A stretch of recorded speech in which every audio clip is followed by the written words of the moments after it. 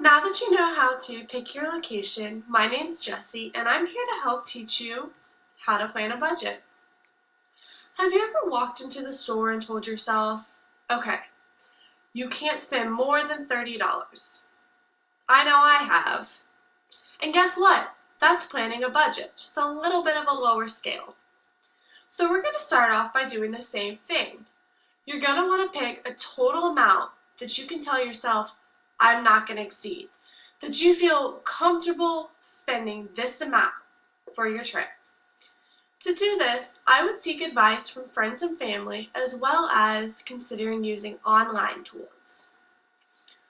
What goes into your budget? So we start with the basics, and that's things such as transportation, lodging, food, and travel insurance. Obviously, for transportation, that's how am I going to get there? Are you going to take a plane? Are you going to drive yourself? Or maybe even take a train? After this is considered, you also must consider how are you going to get around once you get there? I'm sure there are several different options, but say you're taking a taxi everywhere you go. Eventually that adds up. You might want to consider looking into a rental car. Back to travel insurance. The saying goes, what does go wrong will go wrong. You must make sure you purchase travel insurance so that you can rest easy throughout your days, that if something does go wrong, it's not going to solely rely on you and it won't ruin your vacation. A few other factors that go into planning a budget are the extras, such as sightseeing, entertainment, gifts.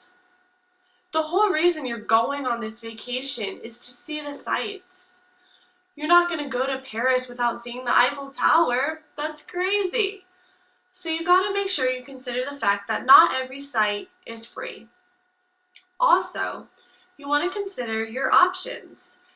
If you're going to a resort, does the resort offer things such as swimming with dolphins, scuba diving, surf lessons? You want to make sure that you have money saved in your budget to do these things. It's not going to be very fun getting there and just laying on a beach because you forgot to consider these options. Also, you have your best friends at home who you promised to bring them back a gift. You must make sure that whether the gift ranges from $10 to $100, you account for it in your budget. Because a few $10 gifts for a friend here and there adds up. That being said, in order to plan your budget, you need to save money. Also, it's important to exchange your currency, as well as maybe even considering an all-inclusive option. This means that your lodging, your food, transportation, it's all bundled up in one package, almost like the budget was created for you.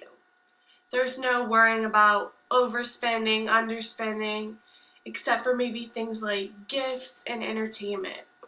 But that would set you at creating a much smaller budget. Now that you have an idea on how to plan a budget, my friend Michaela is going to teach you on how to pack for your trip.